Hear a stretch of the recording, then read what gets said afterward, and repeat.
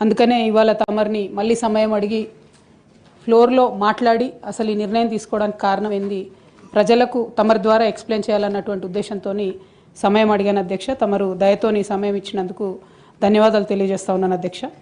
ముందుగా ఈ రాష్ట్రంలో 4 కోట్ల మంది ప్రజలుంటే 40 మంది మనం ఎమ్మెల్సీలో ఉంటాం అధ్యక్ష. పెద్దల సభలో కూర్చోవడం అనేటటువంటిది చాలా పెద్ద గౌరవం. ఇటువంటి గౌరవాన్ని నాకు ఇచ్చినటువంటి బీఆర్ఎస్ పార్టీకి, అట్లానే నిజామాబాద్లో నాకు ఓటు వేసి గెలిపించినటువంటి మా ఎంపీటీసీ జెడ్పీటీసీ సభ్యులకు ధన్యవాదాలు తెలియజేస్తూనే నాకు ఇచ్చినటువంటి బాధ్యతను నేను నిర్వహించడానికి అదే బీఆర్ఎస్ పార్టీ నుంచి నాకు అనేకమైనటువంటి కట్టుబాట్లు ఎదురవుతూ ఉన్నాయి. కాబట్టి ఆ పార్టీ ద్వారా సంక్రమించినటువంటి పదవిని పెట్టుకోవడం అన్నది నైతికత కాదు. కాబట్టి ఆ పార్టీ ఇచ్చినటువంటి పదవికి రాజీనామా చేయాలని చెప్పి నిర్ణయం తీసుకున్నాను అధ్యక్ష. దాన్ని తమరు యాక్సెప్ట్ చేయాలని ఫ్లోర్ ఆఫ్ ది హౌస్లో అడుగుతా ఉన్నాను అధ్యక్ష. అదేవిధంగా అధ్యక్ష, తమరికి తెలుసు అధ్యక్ష, నేను గత 20 సంవత్సరాలుగా ప్రజా జీవితంలో ఉన్నటువంటి వ్యక్తిని. తెలంగాణ ఉద్యమ సందర్భంలో అనేక మంది కేసీఆర్ గారి నాయకత్వం పట్ల, ప్రొఫెసర్ జయశంకర్ గారి నాయకత్వం పట్ల ఇన్స్పైర్ అయ్యి ఎంతోమంది ఉద్యమంలోకి వచ్చినటువంటి వ్యక్తుల్లో నేను ఒకదానిగా ఆనాడు 2006లో ఉద్యమంలోకి వచ్చాను అధ్యక్ష. 2006లో నేను ఉద్యమానికి వచ్చేటప్పటికే బీఆర్ఎస్ పార్టీ పొలిటికల్గా ఒక శక్తిగా ఎదిగింది అధ్యక్ష. ఆనాటికే యూనియన్ క్యాబినెట్ మినిస్టర్గా కేసీఆర్ గారు కూడా ఉన్నారు.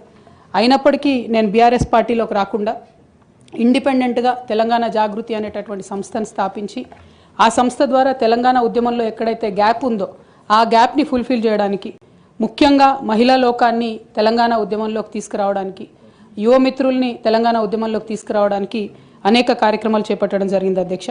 అందులో ప్రధానంగా ఏదైతే మన సంస్కృతి గురించి అనేకమైనటువంటి చిన్న చూపు చూసేటటువంటి పరిస్థితి ఉన్నటువంటి సందర్భంలో మన బతుకమ్మ మన గౌరవం అని చెప్పి బతుకమ్మ పండుగను ముందుకు తీసుకెళ్ళి నేను ఊరూరా తిరుగుతూ మరి బతుకమ్మ పండుగ మన ఆత్మగౌరవానికి ప్రతీక అని చాటి చెప్పేటటువంటి ప్రయత్నం చేశాను అధ్యక్ష.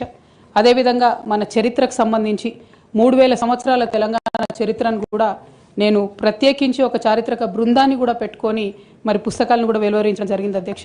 తెలంగాణలో ఉన్నటువంటి చారిత్రక కట్టడాలను పరిరక్షించడానికి, ఆ కట్టడాల చుట్టూ ఉన్నటువంటి చరిత్రను కూడా నేను నిక్షిప్తం చేయడానికి చేయని ప్రయత్నం అంటూ లేదు అధ్యక్ష. అట్లానే ప్రధాన స్రవంతి మీడియాలో, సినిమాల్లో మనకు జరుగుతున్నటువంటి అవమానం పట్ల ఆనాడు ఉమ్మడి రాష్ట్రంలో చాలా తీవ్రంగా కొట్లాడడం జరిగింది అధ్యక్ష. మన భాషను, మన యాసను ప్రొటెక్ట్ చేయడానికి నా వంతు ప్రయత్నం చేశాను అధ్యక్ష. అప్పటికే ఉమ్మడి రాష్ట్రంలో ఉన్నటువంటి పాఠ్య పుస్తకాల్లో కూడా మన తెలంగాణ మహనీయుల చరిత్ర లేకపోవడం, మన తెలంగాణ సాంస్కృతిక అంశాలు లేకపోవడం, మన తెలంగాణ